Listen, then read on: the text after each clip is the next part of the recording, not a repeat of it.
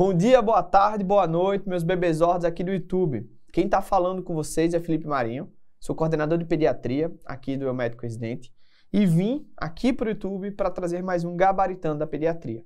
Hoje vamos falar sobre questões do ENARE. Inicialmente falaremos de 5 e no próximo bloco desse Gabaritando temos mais 5 questões. Eu já convido vocês que não estão inscritos no canal, se inscreverem, aproveitar e nos seguir lá nas redes sociais, porque sempre conteúdos novos, conteúdos atualizados, conteúdos de qualidade são trazidos para você, que quer aprender mais na prática, quer se atualizar, e para você também, claro, que vai fazer prova. Então, como de costume, vamos, pessoal, agora para uma questão atual, uma questão de 2024. Eles falam que uma menina de 3 anos foi levada ao pronto-socorro após ser picada por uma abelha.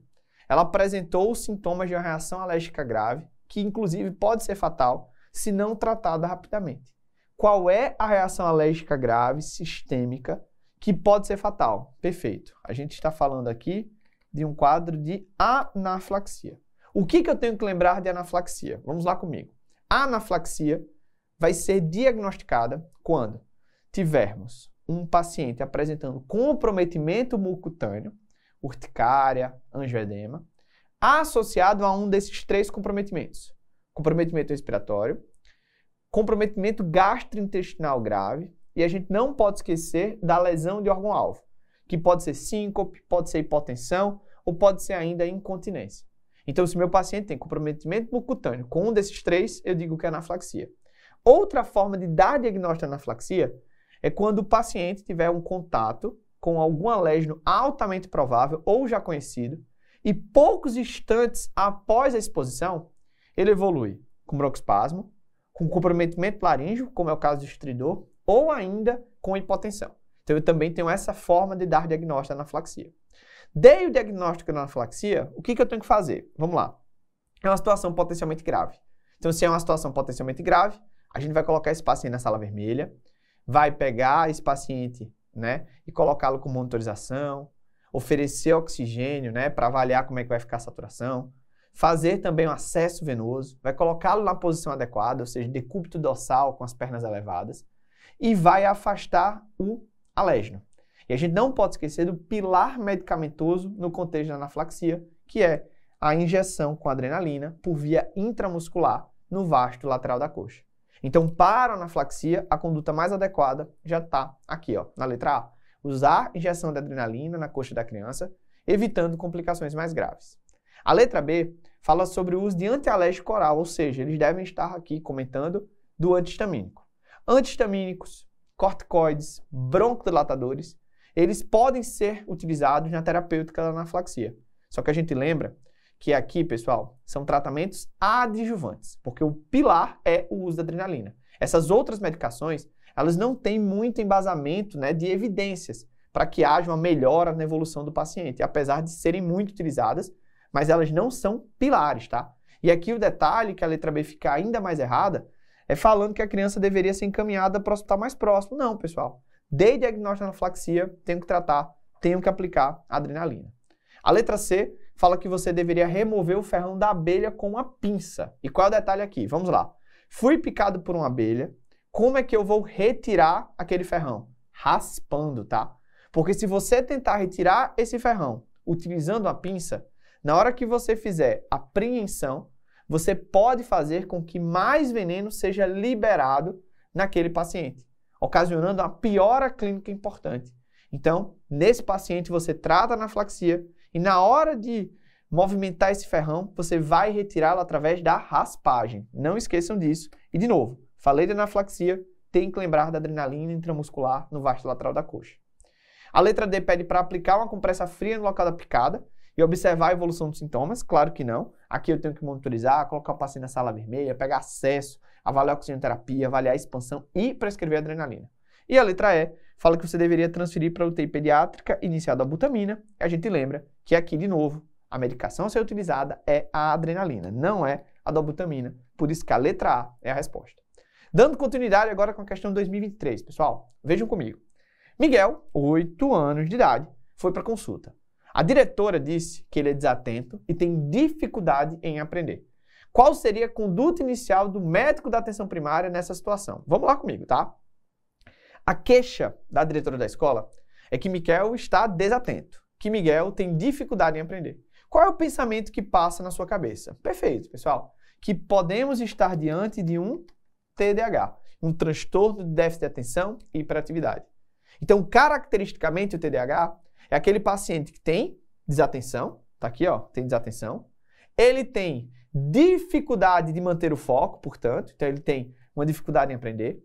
É um paciente que tem hiperatividade, então ele não fica parado e ele é impulsivo. E aí, esse comportamento, que pode ser característico do TDAH, para ser realmente um TDAH, ele precisa trazer prejuízo na vida do paciente em pelo menos 2 ambientes diferentes.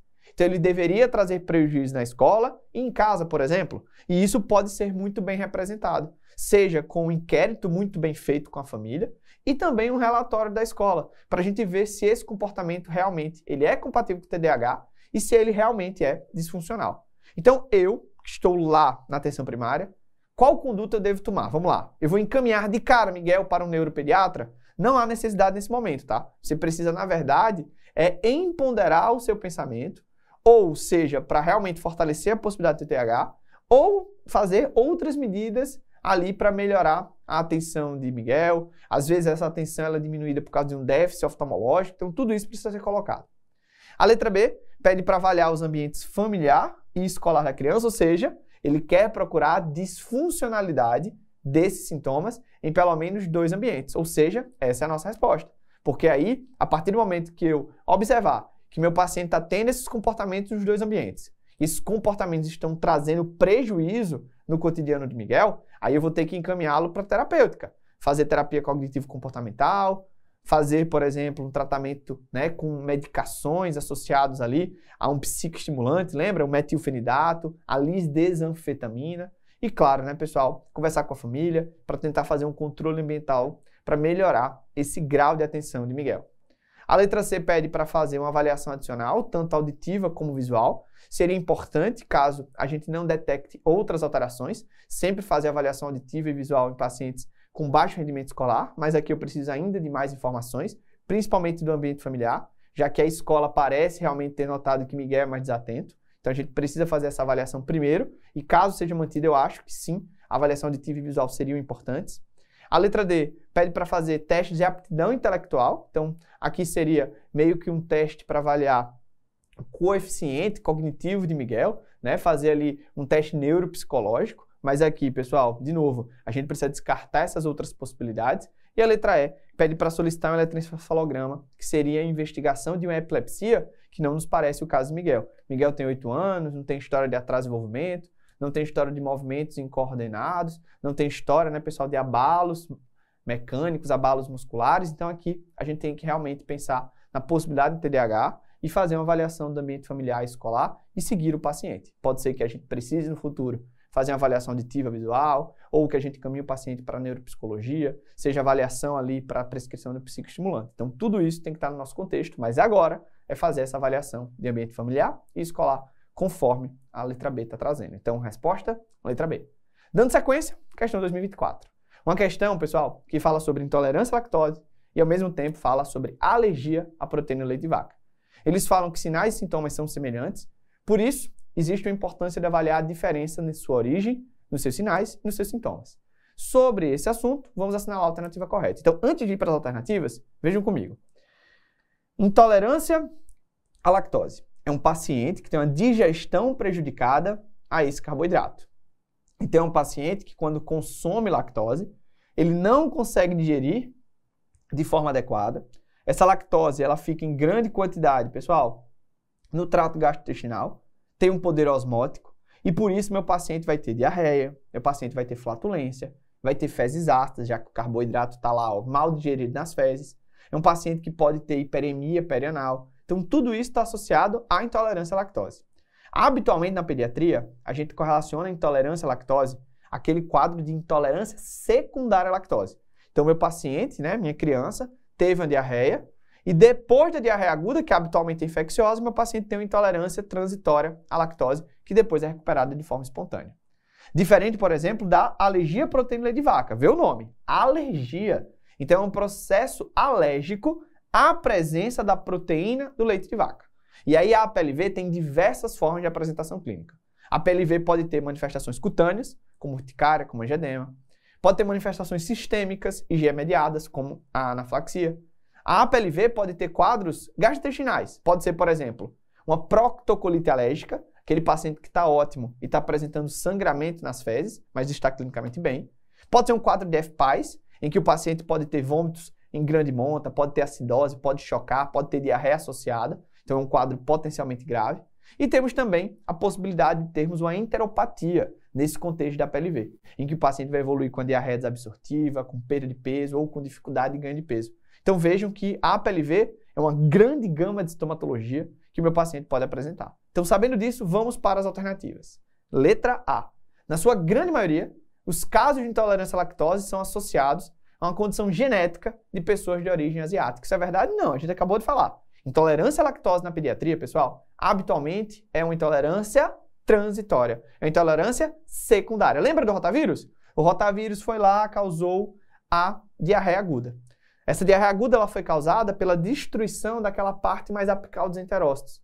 E aí, naquela parte mais apical dos enterócitos, era o local em que maior produção de lactase acontecia. E aí, aquele local ele precisa ser recuperado para a produção de lactase ser recuperada, para que a digestão e absorção de lactose seja retornada aos níveis anteriores. Então, é um paciente que até recuperar esses enterócitos pode ter uma intolerância à lactose, nesse caso, secundária, nesse caso, transitória. Então, é importante lembrar. A gente sabe que a intolerância à lactose, ela tem, aquela situação de uma intolerância ontogenética, em que a pessoa, ao longo do tempo, vai perdendo a capacidade de digerir lactose. Mas na pediatria, habitualmente, ela é de origem secundária. Não esqueçam. A letra B fala da urticária, do inchaço e do vômito poderem ser consequências da APLV. Isso é verdade? Com certeza. A gente acabou de falar sobre isso. Angioedema, urticária, como manifestações IgE-mediadas da APLV, e o vômito, por exemplo, no contexto de FPAS, pessoal, pode acontecer na APLV. Inclusive, o vômito também pode aparecer numa anaflaxia, que o paciente tem esse quadro, mucocutâneo, de urticária e angedema, e tem sintomas gastrointestinais graves. Então, notem que urticária, inchaço e vômito podem sim ocorrer na APLV. A letra C fala que a APLV é uma condição benigna, que afeta apenas crianças e desaparece na adolescência. Qual é o detalhe aqui da letra C? O apenas, tá? A gente sabe que a APLV é a alergia alimentar mais frequente da pediatria. Habitualmente, ela é uma alergia que acomete os lactentes. Uma boa parte dos pacientes vão, ao longo do tempo, desenvolver tolerância à proteína de leite de vaca. Então, realmente, o mais frequente é que a APLV seja ali dos lactentes, no máximo dos pré-escolares. Depois, a criança vai adquirindo intolerância. Então, é mais raro você encontrar alergia à proteína de vaca em adolescentes e em adultos. Mas isso não quer dizer que ela desapareça de forma total. Então, cuidado com isso, tá? Com apenas, com desaparece de forma completa. Então, a letra C está inadequada. A letra D fala sobre intolerância à lactose e diz que não são recomendados testes de tolerância à lactose e o hidrogênio no ar expirado, devido aos riscos de insuficiência respiratória. Isso é verdade? Claro que não, pessoal. Porque para diagnosticar a intolerância à lactose, alguns testes podem ser feitos, como os testes de tolerância à lactose e também a avaliação do hidrogênio no ar expirado. Então, eles erraram na hora que colocaram um não na alternativa. E a letra E diz que na APLV a conduta é prescrever medicamentos antialérgicos ou anti-inflamatórios. Isso é verdade? Claro que não. Olha comigo, pessoal. Na alergia à proteína de vaca, o tratamento é excluir a proteína do leite de vaca da dieta. Então, se minha criança está em aleitamento materno exclusivo, o que é que eu faço? A mãe faz a exclusão, tá? Então, a mãe faz a exclusão da proteína de vaca. Se a minha criança não está em aleitamento materno, o que eu vou fazer? Vou utilizar fórmulas que tenham ou proteínas do leite de vaca extensamente hidrolisadas, ou eu vou utilizar fórmulas de aminoácidos. Então, fórmulas terapêuticas, fórmulas extensamente hidrolisadas ou fórmulas de aminoácidos. Se a minha criança ela tem mais do que 6 meses, uma opção também do tratamento da APLV é utilizar as fórmulas de soja. Observem, eu não estou falando de medicações antialérgicas, eu não estou falando de anti-inflamatório, estou falando de medidas dietéticas no tratamento da APLV. Então, a letra E fica incorreta. Tranquilo? Então, vamos lá agora para outra questão de 2023. Essa é a questão, pessoal, entrando no mérito do sopro inocente e sopro patológico, quais são as características. Então, vamos lá. Eles querem uma alternativa que traga características de um sopro patológico. Antes de a gente ir para o sopro patológico, vamos para o amigo dele, que é o sopro inocente. O sopro inocente ela é uma situação clínica em que o paciente apresenta um sopro, não tem manifestações cardiovasculares, não tem alterações no exame físico. Então é só o sopro. Então é um paciente habitualmente pré-escolar e escolar que vai ter esse sopro de forma, digamos assim, transitória. Ele vai ter em algum momento da vida. Habitualmente, esse momento da vida é aquele momento em que existe uma maior cinética, tá? Então a criança, por exemplo, que está fazendo exercício físico, a criança que está com febre, a criança que está infectada, a criança que está com anemia. Então é um sopro que não tem associação com alteração cardiovascular. E quais são essas características de um sopro inocente? Vamos lá. Por definição, o paciente ele não pode ter clínica. Então ele não pode ter queixas cardiovasculares, ele não pode ter alterações no exame cardiovascular. Então não pode ter alteração de pressão arterial, não pode ter alteração de pulso, não pode ter alteração de perfusão. Associado a isso, o sopro ele é sistólico, já que todo sopro diastólico, até prova em contrário, vai ser um sopro patológico.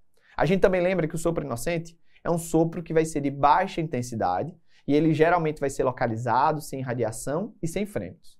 É um sopro também que vai ter uma intensidade mudando com a mudança da posição do paciente. Então, por exemplo, ele está deitado, o sopro vai ser mais intenso. Ele sentou, o sopro diminui de intensidade, ele ficou em pé, o sopro é de uma intensidade ainda menor. Então, vamos lá ver as características que são de sopro inocente e a que sobrar é o sopro patológico. Vai lá. Letra A. É um sopro que se acentua pelo quadro febril. Verdade, né? Já que um quadro febril vai ter uma situação de hipercinesia, de maior débito cardíaco. Então, beleza, característica do sopro inocente. A ausência de radiação do sopro, perfeito. O sopro inocente geralmente é um sopro que fica localizado, fica na região bem definida, que não irradia. É um sopro que desaparece ou diminui com a mudança do decúbito, perfeito. O paciente está deitado, sopro está na maior intensidade. Sentou, diminuiu a intensidade. Ficou em pé, diminuiu ainda mais ou até mesmo desapareceu. Então, estamos aí com 4 características de um sopro inocente. Aqui não é de um sopro inocente e, consequentemente, é característica de um sopro patológico, é a presença de frêmitos. Sopros muito intensos, ou seja, sopros que possam possuir frêmito, que seriam os sopros mais intensos possíveis, eles são, até prova em contrário, sopros patológicos, como está na letra D. Então, questão bonitinha trazendo esse tema. E para terminar esse bloco aqui do gabaritano, mais uma questão de 2024. Um lactente tem 6 meses de vida, tem sintomas que incluem tosse, chiado, dificuldade para respirar e taquipneia sem cianose. Considerando que a bronquiolite é a principal causa de insuficiência respiratória aguda em crianças menores de 5 anos, especialmente nos meses de inverno ou naqueles locais que as estações não são muito definidas, nas estações chuvosas, em que consiste o tratamento a ser prescrito nesse caso? Vamos lá? Bronquiolite viral aguda, o resfriado que desce, a primeira crise sibilância de um lactente. Aquele quadro clínico que é causado principalmente pelo vírus sincicial respiratório. Aquele paciente tem sibilância, aquele paciente que pode ter desconforto respiratório, que pode inclusive evoluir para insuficiência respiratória aguda. Qual é o tratamento da BVA? E aí o que a gente fala aqui no médico residente, pessoal? Lembrem do que não deve ser feito na BVA. A BVA, pessoal, não se beneficia do uso de antibiótico, até porque é uma doença viral, então a prescrição de antibiótico não é indicada. A BVA, pessoal, não possui benefício na prescrição de antivirais. Não existe nenhum antiviral que traga uma evolução, digamos assim, melhor para um paciente com essa doença. A letra D fala de intubação traqueal imediata. Essa é a conduta? Habitualmente não, né? A gente lembra que por se tratar de uma doença obstrutiva, habitualmente é um paciente que vai chegar com aquele quadro clínico típico, de 2, 3 dias de pródromo gripal, depois evoluiu com piora do padrão respiratório, você ausculta muita sibilância, é um paciente que habitualmente vai ter o pico da piora clínica ali por volta do 5º dia, no máximo 7º, e ele começa a ter melhora gradual do quadro respiratório. E aí essa criança, quando ela chega pior, a gente tenta fornecer oxigenoterapia, os pacientes que estão desaturando, e naqueles pacientes muito desconfortáveis, a gente tenta evitar a intubação utilizando dispositivos não invasivos, cateter nasal de alto fluxo, um CPAP ou até mesmo um BIPAP. Então, intubar de forma imediata não é usual na bronquiolite viral aguda. E a letra E fala de aspiração de vias aéreas superiores e lavagem nasal, que é uma conduta passível, mas que trouxe muita discussão aqui nessa prova, pessoal, foi o fato de que, se a gente está falando de aspiração de vias aéreas superiores, a gente teria aquele paciente com mais obstrução, o que habitualmente não é o que ocorre.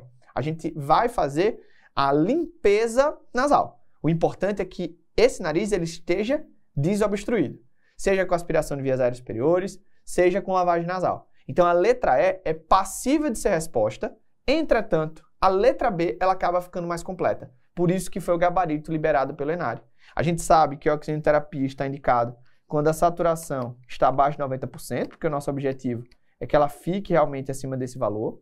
A hidratação vai ser indicada, seja por via oral no paciente que tem um desconforto leve ou ausência de desconforto, ou por sonda no paciente que não consegue ingerir de forma adequada por via oral, ou parenteral, quando é um paciente que tem um desconforto respiratório importante, é um paciente que tem uma ingestão completamente prejudicada, um paciente que está evoluindo com piora clínica, e as medidas de suporte que vão incluir a desobstrução nasal, vão incluir a avaliação nutricional do paciente, entre outros. Então vejam que a letra B acaba sendo mais completa do que a letra E. Por isso que na época da prova, realmente você tinha que marcar a melhor alternativa. Nessa época aqui, pessoal, a gente tentou entrar com recurso, mas o ENARE não aceitou. Então sempre fica aquela máxima, tá? Marca a alternativa mais completa, que nesse caso foi a letra B. Tranquilo? Então a gente termina aqui esse gabaritando do ENARE, espero que vocês tenham gostado. Qualquer coisa pode comentar aqui, não esquece de dar like se você gostou do conteúdo e também não se esquece de se inscrever no canal para ter acesso a mais gabaritandos e outros conteúdos. Então, vamos embora, até a próxima.